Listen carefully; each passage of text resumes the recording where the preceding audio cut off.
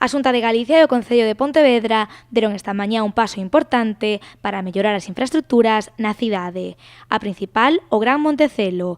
Segundo informou Alberto Núñez Feijóo, neste novo hospital haberá novos servizos, como a radioterapia, a UCI pediátrica ou a medicina nuclear.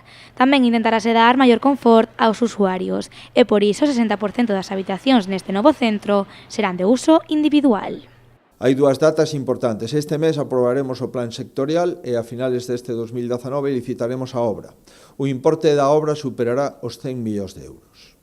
Por lo tanto, no ano 20 estaremos executando o Gran Hospital Público de Montecelo, cunha obra que, insisto, superará os 100 millóns de euros, que cando se remate teremos un novo edificio de hospitalización e que, unha vez rematado isto, iremos adecuando as fases do Montecelo antigo para remodelar íntegramente e entregar un hospital público novo á cidade e área sanitaria de Pontevedra.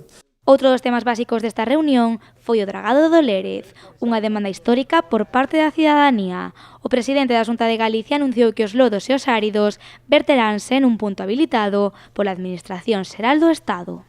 Vamos a facer o verquido inocuo de lodos e de áridos nun punto alonxado varias millas da costa que non teña ningún impacto desde o punto de vista de marisqueo nin de pesca de baixura e dentro do mapa de verquidos que autoriza o Goberno de España, que é o que corresponde facer esas autorizacións cando sale das aguas de competencia propia da comunidade autónoma.